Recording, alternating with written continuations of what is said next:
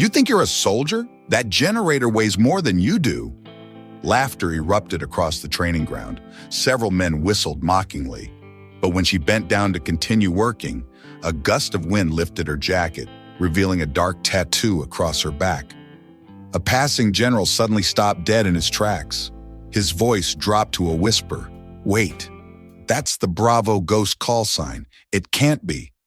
Her name was Elena, 32 years old, small frame, blonde hair braided neatly, sun-weathered skin, always looking down quietly.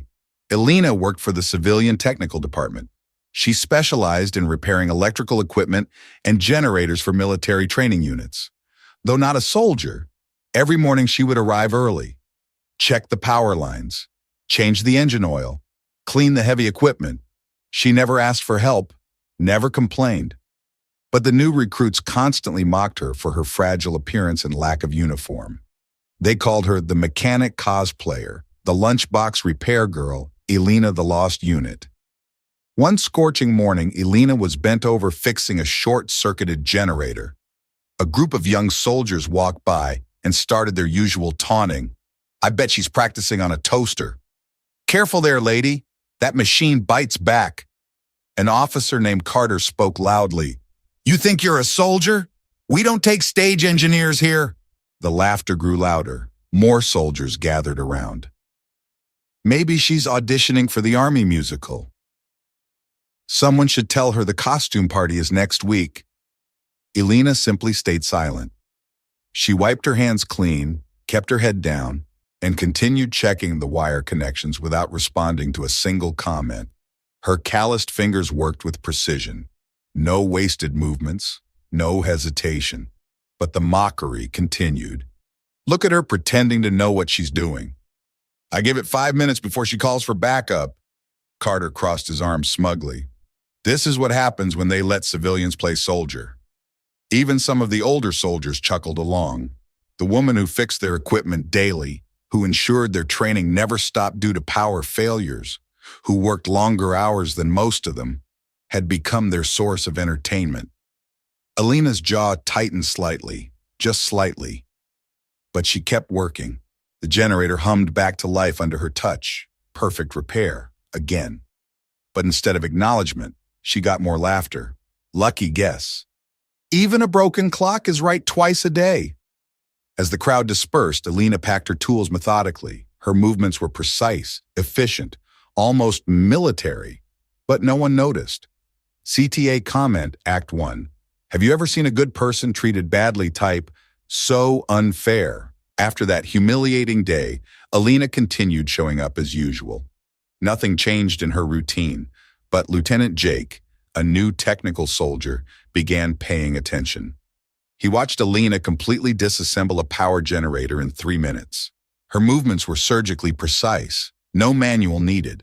When he asked, "Where did you learn technical skills?" Elena just smiled softly and didn't answer. One day, Jake accidentally saw a piece of old silver fabric fall from her tool bag. Embroidered clearly on it was the Bravo Ghost logo, a special forces unit that had been declared entirely killed in action in 2016 during a classified mission. Curious, Jake did some research. All files about Bravo Ghost were classified top secret, but in one blurry photograph he found online, in the left corner, there was someone who looked remarkably like Elena, younger, wearing tactical glasses while studying a map. Around the same time, a leaked CCTV footage circulated within the unit, Elena handling an electrical emergency using electronic warfare techniques. Extremely rare techniques. She locked circuit breakers, temporarily rewired systems, neutralized fire hazards, all in 9 seconds. Some soldiers started questioning, who is she? Why does she know things that aren't taught in standard training? But their questions were whispered. Nobody dared ask directly. Meanwhile, Elena continued her daily routine, arriving before dawn, checking every piece of equipment, ensuring everything ran smoothly. She never talked about her past, never mentioned where she learned her skills, never explained why her technical knowledge seemed to exceed even the certified engineers. Jake noticed other strange details. Her tool organization was military precise. Each item had its exact place. She could identify equipment problems by sound alone, before even opening the panels. When handling dangerous electrical work, she moved with the calculated caution of someone who had faced real danger before. Her situational awareness was extraordinary. She always knew who was approaching, even with her back turned. One afternoon, Jake worked up the courage to ask, "Alina, that fabric that fell from your bag, the Bravo Ghost emblem, what's that about?" She paused her work. For a moment, her eyes held something deep, something haunted. "Some things are better left in the past, Jake." Her voice was steady, but Jake caught something else. A weight, like someone carrying invisible scars. "But you were military, weren't you?" Alina looked at him directly for the first time. Her eyes were clear, sharp, not the eyes of a simple civilian technician. "I fix things now, that's all that matters." She returned to her work, but Jake noticed her hands trembling slightly. Just for a second. That night, Jake couldn't sleep. He kept thinking about the Bravo Ghost unit, about the classified missions, about the woman who fixed their generators every day and never complained about the mockery. He pulled up every news article he could find about Bravo Ghost. The unit had been deployed to a hostile zone in 2016. Official reports said they were all killed in action. No survivors. But what if the reports were wrong? What if someone had survived? What if that someone was now quietly fixing generators and enduring daily humiliation because she was protecting a secret too dangerous to reveal? CTA Comment Act 2. If you've ever misjudged someone badly, type, "I was wrong." One afternoon, a convoy of high-ranking military vehicles suddenly appeared at the base. The man stepping out was General Calwin, silver medals across his chest, former commander of Special Response Forces. He requested an immediate assembly of all technical personnel. When Alina stepped forward with the others, he stared intensely. His eyes gradually reddened. "Is that you? Alina Keller? The one who carried me out of the rubble in the Red Fall zone?" The entire base fell silent. You could hear a pin drop. General Calwin's voice cracked. "Turn around. Let me see your back." Alina hesitated. For the first time since anyone had known her, she looked uncertain. "General, I don't think that's an order." Slowly, Alina turned around. A gust of wind caught her jacket. There it was. The Bravo Ghost Special Forces tattoo. Bold black ink across her shoulder blades. Unmistakable. Carter's face went white. The soldiers who had mocked her daily stood frozen. General Calwin turned to Carter, his voice ice cold. This woman was the #1 tactical engineer of the Bravo Ghost unit. She is the reason I'm still alive. The general's voice grew louder. While you were playing soldier in training exercises, she was disarming bombs in active war zones. While you were complaining about cafeteria food, she was surviving on rainwater and rations for weeks. While you were sleeping in comfortable barracks, she was carrying wounded soldiers through enemy territory. Alina remained silent, her expression unchanged. General Calwin removed his silver star medal and placed it in her tool bag. "I don't need press coverage. I don't need public recognition. But from now on, everyone here will show respect when they pass by this woman." He turned to address the entire assembly. The Bravo Ghost unit was declared KIA because their final mission was classified beyond your security clearance, but 3 members survived. Alina Keller was one of them. "She saved my life. She saved 2 other men's lives. She spent 18 months in enemy territory, keeping us alive with nothing but technical expertise and raw determination. She earned more medals in 2 years than most of you will see in your entire careers." The general's voice dropped to a whisper, but everyone could hear. "She came back broken. PTSD. Nightmares. The military offered her full honors, pension, recognition. You know what she asked for instead? Silence. A quiet civilian job, fixing things, helping people, no spotlight, no questions about her past." Carter tried to speak. "General, we didn't know." "Silence." The general's voice thundered across the base. "You didn't know because you didn't care to know.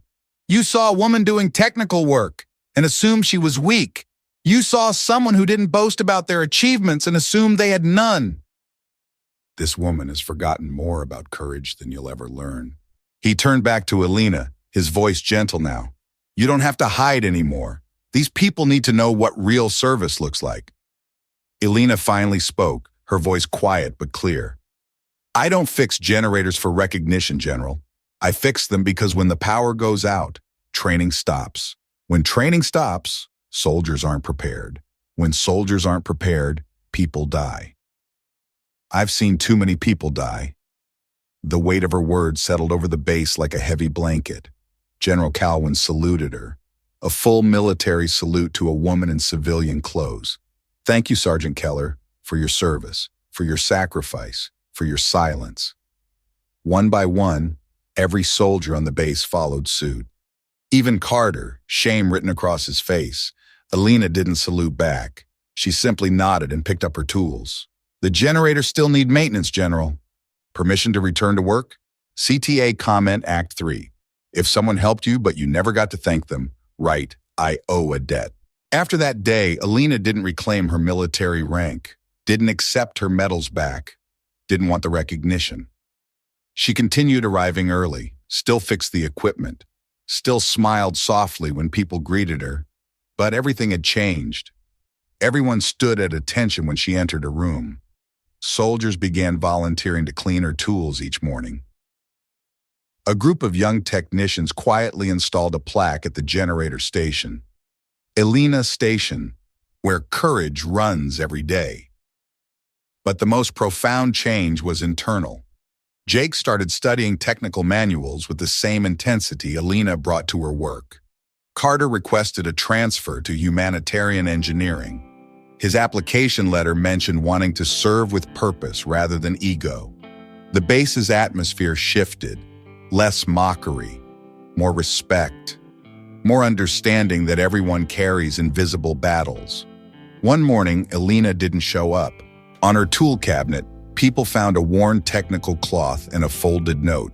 I don't need anyone to remember who I used to be. I only need you to remember to fix things properly like I always tried to do. The note continued. Real strength isn't about proving yourself to others. It's about doing what's right when no one's watching. It's about serving without expecting applause. Some of you will face real battles someday. Remember that the most important victories happen in silence. The most important heroes never make the news. Take care of each other, fix what's broken, protect what matters, and never judge someone's worth by their appearance or their silence. Weeks passed. The base ran more smoothly than ever. Soldiers treated each other with more respect. The technical team worked with precision and pride. Jake was promoted to head technician. His first order was to establish the Alina Protocol, a standard that every repair must be done with excellence, regardless of who's watching. Carter became the base's liaison for veteran support services. He helped other soldiers transition to civilian life with dignity. The generator station became a place of quiet reverence. New recruits were told the story of the woman who fixed their equipment and taught them about hidden strength. Sometimes on quiet mornings, soldiers would find their tools already cleaned and organized, their equipment mysteriously repaired overnight. No one ever saw who did it, but everyone knew, and everyone remembered. CTA Comment Act 4. Type, I will live kindly, if you believe every good person deserves to be remembered. Alina didn't need rank, didn't need titles, didn't need recognition. She chose to live quietly. But every morning, her hands fixed more than just machines. She fixed the way people saw each other. When the world judged by appearances, she let her actions speak everything. She was an engineer, a former special forces operator, a survivor. But above all, she was someone who always did the right thing, even when being ridiculed.